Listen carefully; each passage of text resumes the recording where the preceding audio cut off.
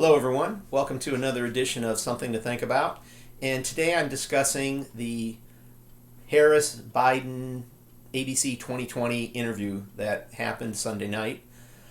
If you didn't watch the interview conducted by David Muir and Robert Roberts, I can't say I blame you. These two talking heads attempted to act like serious journalists, but literally they failed miserably. To me, true journalists will ask a question, listen for the response, and if the respondent didn't answer the question, they will let the respondent know that they didn't answer the question and ask it again. And if they get a vague answer, they will ask a follow-up question to dig a little deeper. Neither Muir or Roberts did this. They simply moved on to the next question, leaving the viewer confused and without a definitive answer from these two candidates. You don't know where they stood on this. Now, there were so-called several highlights, one being David Muir asking Joe Biden about President Trump's handling of the pandemic. Biden supposedly cites a study by Columbia University that Trump waited a week too long before enacting measures causing greater number of deaths and infections. And Biden himself stated he felt it was more like 2 weeks behind. Now, whether this is true or not, Muir had an opening to ask Biden why he did criticize Trump for shutting down travel from China and Europe in January if he felt so strongly that Trump had waited too long. This was a chance to get his input, but again, they just ignored it. They didn't ask those hard questions, which doesn't surprise me. I didn't expect them to. Now, Robert Roberts asked Harris about mail-in voting and if she trusted the post office's ability to handle the added workload. Now, the Postmaster General stated the United States Post Office will be able to do this, but Harris's reply to the question was a resounding no.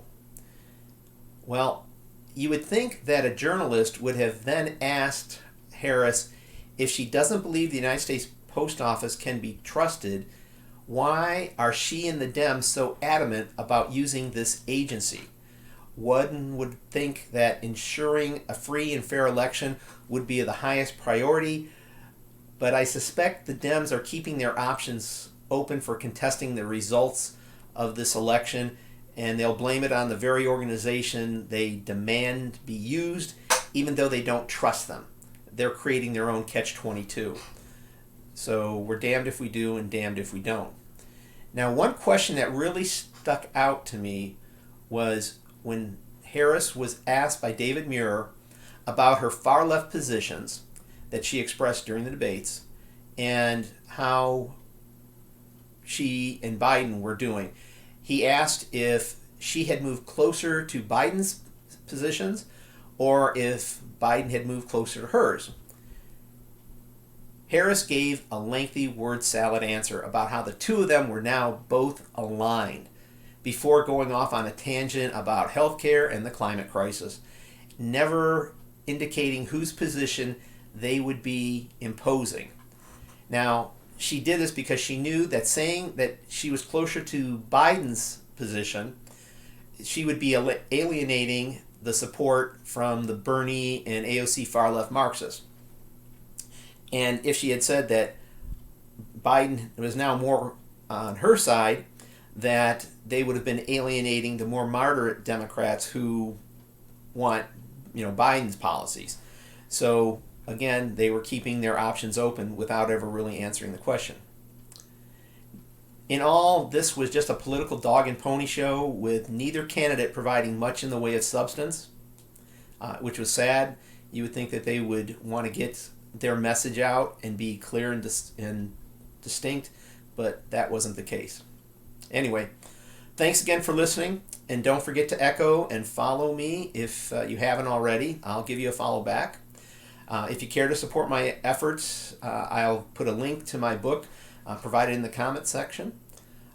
I support first responders and our troops, And remember, in November, to vote red. Thanks.